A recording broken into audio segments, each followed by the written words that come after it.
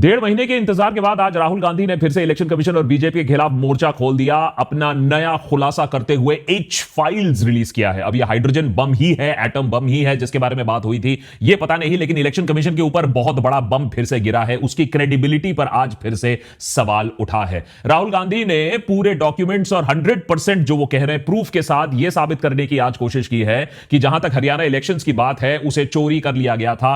कांग्रेस जो करीबन 22,000 वोट से हारी थी, वो 25 लाख वोट जो है वो बीजेपी के वोट चोरी के बाद सिर्फ 22,000 वोट से कांग्रेस हारी थी। तो 25 लाख वोट चोरी का मैथ्स क्या है, इक्वेशन क्या है, वो समझेंगे आज के देशभक्त एपिसोड में। और साथ ही क्या अब इतने दिनों बाद, इतने बड़े गैप के बाद, क्या राहुल गांधी फिर से वोट चोरी का जो नारा है वो लोगों तक ले जा पाएंगे? क्योंकि 1-1.5 महीने का पूरा गैप हो चुका है जब यह वोट चोरी का मामला पूरी तरीके से ठंडा पड़ गया था। उधर बीजेपी ने ऑलरेडी मजाक उड़ाना शुरू कर दिया है। अमित मालवीय आईटी सेल के हेड ने ऑलरेडी मजाक उड़ाया इस बात का कि राहुल गांधी जो क्लेम कर रहे हैं कि 200-220 बार एक ही वोटर का नाम आया है, तो पॉसिबल ही नहीं है कि इस वोटर ने इतने जगह वोट दिए।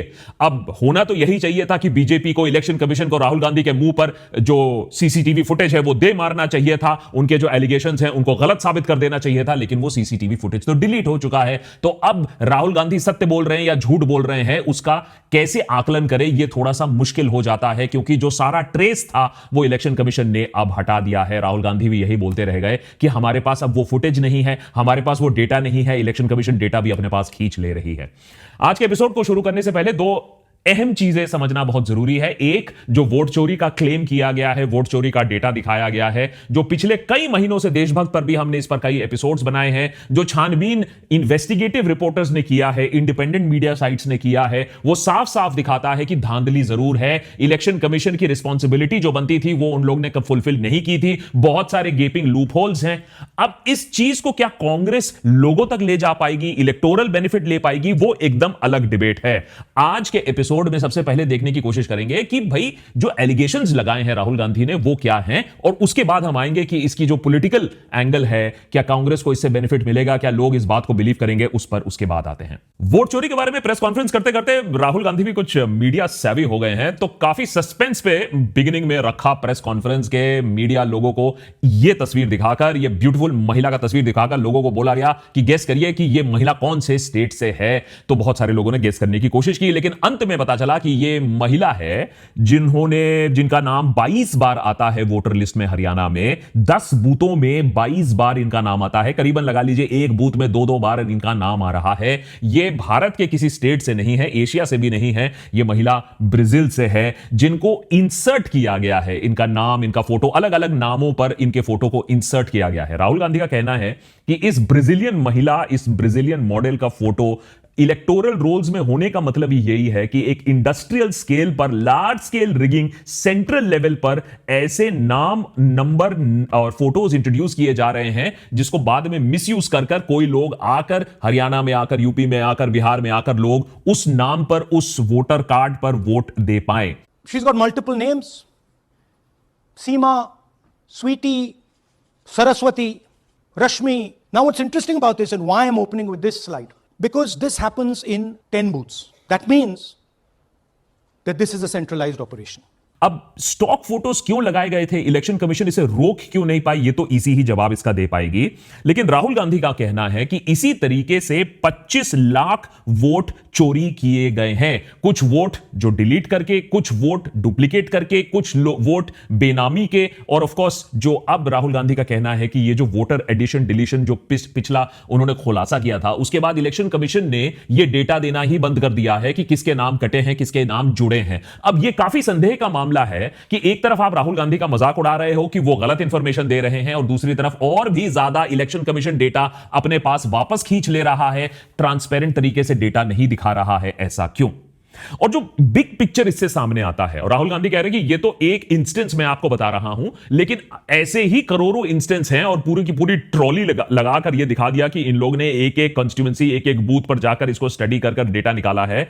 उनके मुताबिक, कांग्रेस के मुताबिक जो उनका रिसर्च है वो ये दिखाता है कि अगर हरियाणा में 2 करोड़ वोटर्स हैं तो उसमें से 25 लाख कॉम्प्रोमाइज्ड हैं, चोरी के हैं, फ्रॉडुलेंट है। इसका मतलब 12%, 5% जो पूरा जो वोट है वो चोरी का हो सकता है और इसीलिए कह रहे हैं वो कि हरियाणा का जो इलेक्शन है वो चोरी का है, और इतनी बड़ी वोट चोरी के बाद भी कांग्रेस सिर्फ 22,000 के आसपास वोट से हारी है। तो कहीं ना कहीं एक बहुत बड़ी रिस्पॉन्सिबिलिटी बनती है अब इलेक्शन कमीशन का कि point by point Rahul Gandhi को रिबट करे। ये नहीं कि ऐसी चीजें हमें साझा नहीं करनी चाहिए और ऐसी इमोशनल डायलॉग नहीं सीईसी से, एकदम brutal point two point rebuttal की आज दरकार फिर से पड़ गई है इलेक्शन कमीशन की तरफ से। मजे की बात है कि राहुल गांधी की ये जो क्लेम्स हैं वो खुद ही इलेक्टोरल जो लिस्ट है, जो इलेक्शन कमीशन का लिस्ट है, उसी को ही खंगाल कर निकाला गया है। फॉर एग्जांपल ये देखिए, एक ही महिला की तस्वीर बार बार 10 बार 100 बार आई जा रही है और एक ही महिला के अलग अलग नाम अलग अलग एड्रेस आ रहे हैं। एक जगह तो 233 बार एक ही महिला का नाम आ रहा है, फोटो आ रहा है, 2 बूथों में 233 बार आ रहा है। राहुल गांधी का कहना है कि ये फेक, ये जो आईडीज क्रिएट किए गए हैं, ये जो वोटर आई कार्ड्स क्रिएट किए गए हैं, नाम क्रिएट किए गए हैं, फेक नाम फेक फोटोज के साथ क्रिएट किए गए हैं, एक जगह बनाने के लिए कि अगर जरूरत पड़े तो बाहर से लोग आकर इसका इस्तेमाल कर कर वहां वोट दे देंगे। ये उनका कहना है। This is to create space so that anybody can vote, so that BJP people can move and vote.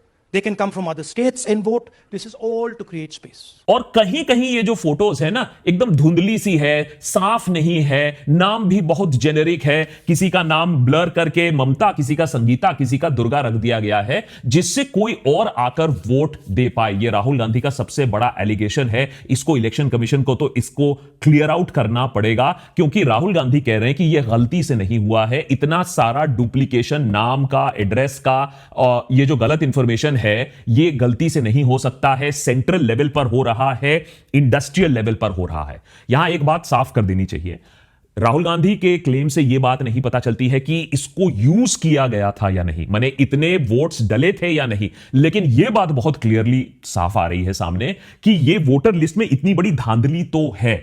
अब इसको आप समझ सकते हैं कि कोइंसिडेंस हो सकता है या इसको डिजाइन समझ सकते हैं, लेकिन किसी भी एंगल से आप देखो तो 2 निष्कर्ष निकलते हैं। या तो इलेक्शन कमीशन ने इतनी बड़ी इररिस्पॉन्सिबिलिटी रखी है, कोई वोटर लिस्ट स्कैन नहीं किया है। एक तरफ आप कह रहे हो बिहार में आप एसआईआर कर रहे हो और वहीं हरियाणा में इतनी गंदी क्वालिटी ऑफ वोटर लिस्ट है। या फिर दूसरा जो अजम्पशन हो सकता है, जो राहुल गांधी कह रहे हैं कि इलेक्शन कमीशन बीजेपी के साथ मिलकर यह धांधली कर रहा है।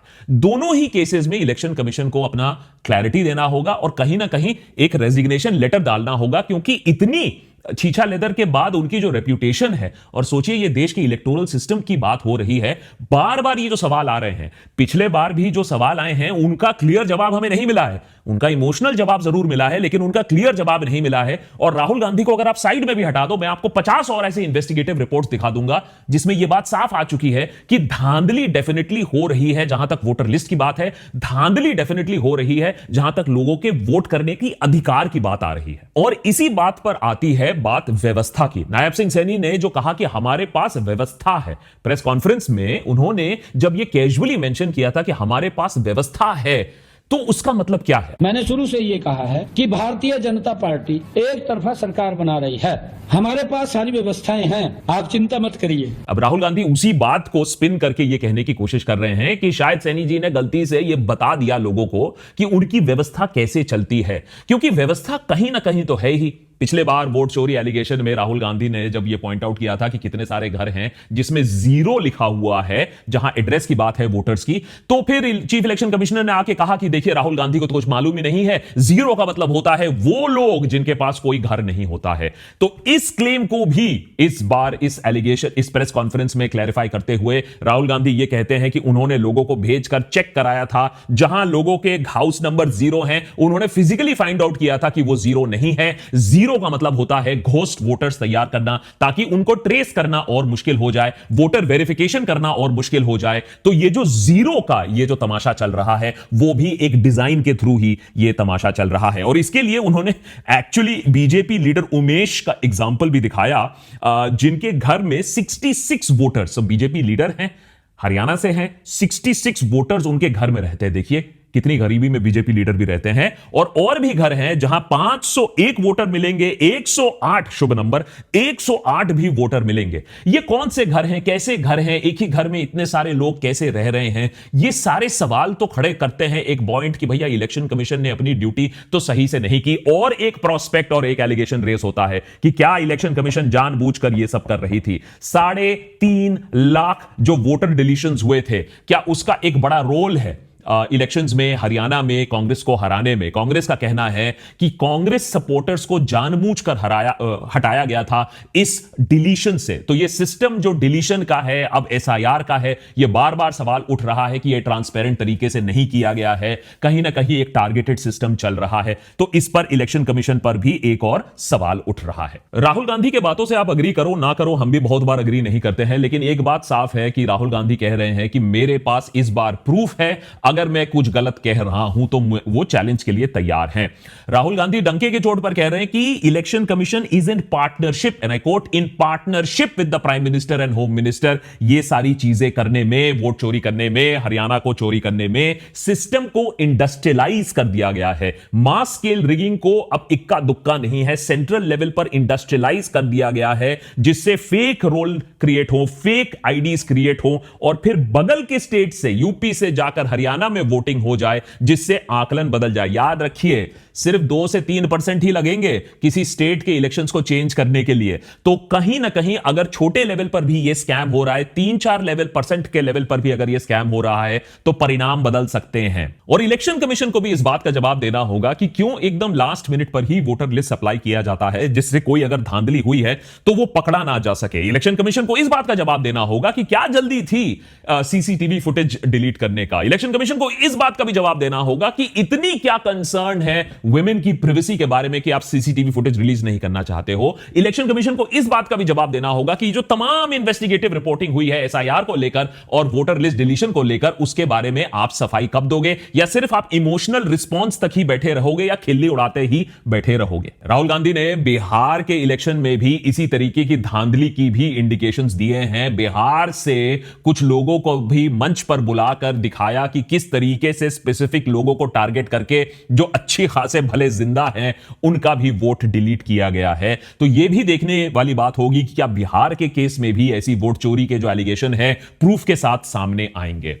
जब राहुल गांधी ने ये सारे जो काम किए हैं, उसमें कोई डाउट नहीं रहता है कि इलेक्शन कमीशन को और बेहतर काम करना होगा, लेकिन ये बात अभी भी डाउट में है कि एक्चुअली कितने फ्रॉडुलेंट वोटर्स डले हैं, क्योंकि आज हमारे पास न वोटर स्लिप्स हैं चेक करने के लिए, न सीसीटीवी फुटेज है चेक करने के लिए, वो सारी चीजें तो डिलीट कर दी गई हैं। तो यह देखना होगा कि क्या इस मुद्दे पर को लेकर इलेक्शन कमीशन पर एक प्रेशर बनाया जा सके कि फ्यूचर में ऐसी धांधली ना हो पाए। वोटर एडिशन, वोटर डिलीशन, जिस तरीके से एडिशनल वोट्स क्रिएट किए जा रहे हैं कि बाहर से आकर लोग धांधली करें, किसी रैंडम नाम पर, गीता सीता देवी के नाम पर वोट दे दें, ये सारी देखने की बात होंगी। लेकिन दूसरी तरफ अगर आप पॉलिटिक्स की बात करें कि इसको एक मुद्दा कैसे बनाया जाए, तो राहुल गांधी आज प्रेस कॉन्फ्रेंस में कह रहे हैं कि वो आशा करते हैं कि जो जेन जी है भारत का, वो शांति और अहिंसा के रास्ते से इस मुद्दे को आगे ले जाएगा। लेकिन सवाल यहां भी है कि कांग्रेस इस मुद्दे को आगे ले जाने में समर्थ रही थी, असफल रही थी या नहीं, क्योंकि पिछले 1.5 महीने से हमने देखा कि किस तरीके से वोट चोरी का मामला पूरा ठंडा पड़ गया था। जहां कांग्रेस को दूसरे पार्टीज के साथ कोऑर्डिनेट करके